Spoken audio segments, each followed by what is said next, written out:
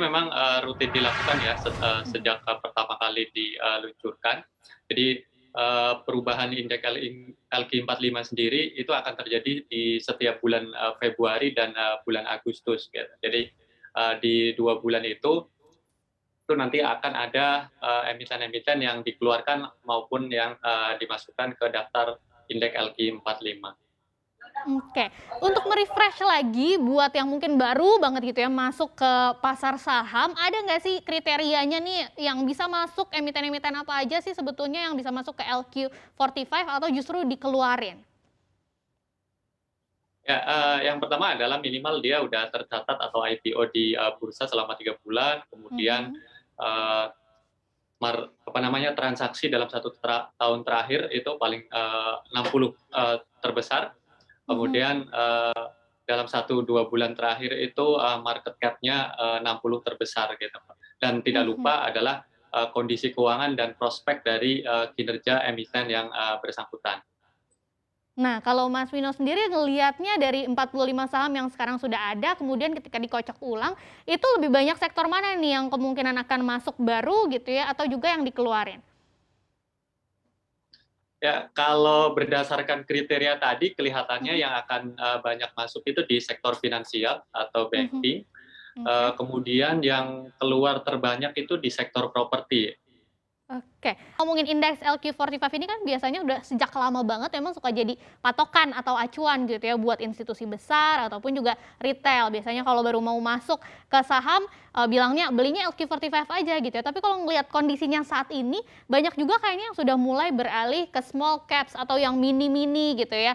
Kira-kira masih, bagus juga nggak sih nih LQ45 untuk bisa dikoleksi atau udah ketinggalan zaman sebetulnya Mas Vino? Ya, sebenarnya masih sangat relevan ya, karena Heeh, tadi, 2 kriteria, di mana, yang menjadi dasar LQ45 itu disaring.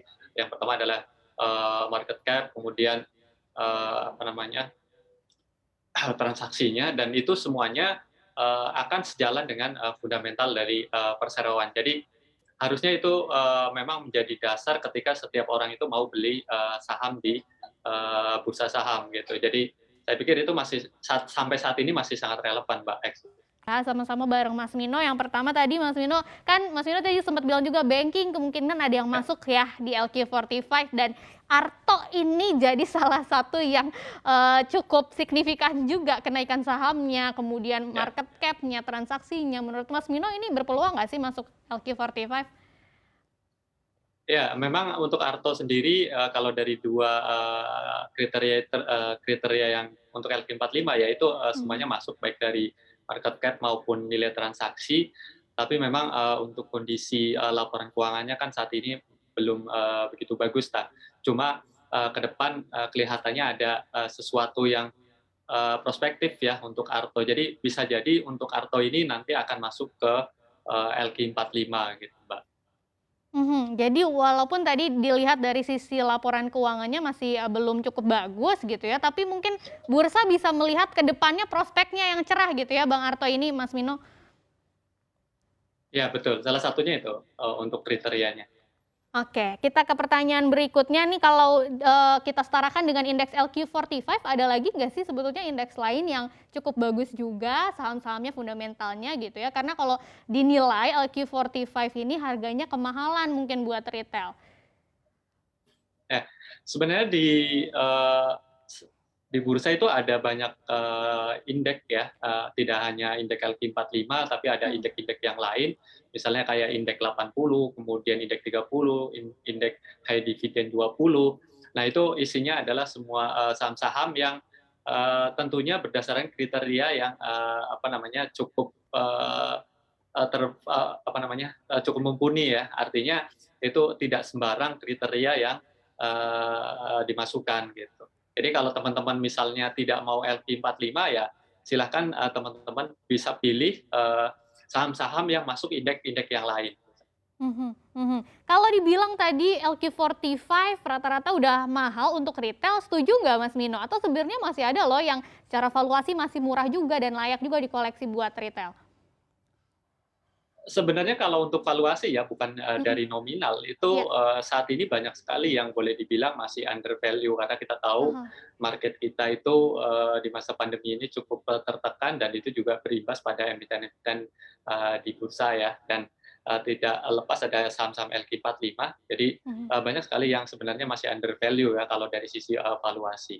Nah, kalau dari sisi nominal memang ada beberapa saham yang LQ45 yang mungkin masih cukup murah gitu. Mhm. Boleh disebutin mungkin beberapa yang walaupun masih cukup murah gitu ya dari secara valuasi atau juga nominal, tapi sebetulnya fundamentalnya juga cukup bagus, Mas Mino? Ya kalau untuk ini saya sebutkan sebagian aja ya. Jadi Iya. kalau untuk saham-saham LQ45 yang menurut kita masih under value terutama adalah di sektor perbankan ya, terutama Mhm. dari bank Big Four misalnya kayak Bank Mandiri, BRI dan eee, BCA ya, eee, dan BTN gitu. Jadi itu untuk saat ini kita melihatnya harga sahamnya itu masih under value. Oke, itu Nah dari bocorannya sisi beberapa. nominal Iya. ya, ya untuk sisi nominal memang ini kebetulan yang di bawah ya, di Heeh. bawah harga 1.000 misalnya ya, relatif cukup murah gitu. Itu Heeh. memang kebanyakan adalah sektor-sektor properti gitu. Mhm. Walaupun ada juga sektor energi dan sektor media gitu. Jangan lupa Nah, untuk menginstal aplikasi CNBC Indonesia yang tersedia di App Store dan Play Store untuk terus mengikuti perkembangan berita ekonomi dan bisnis terkini.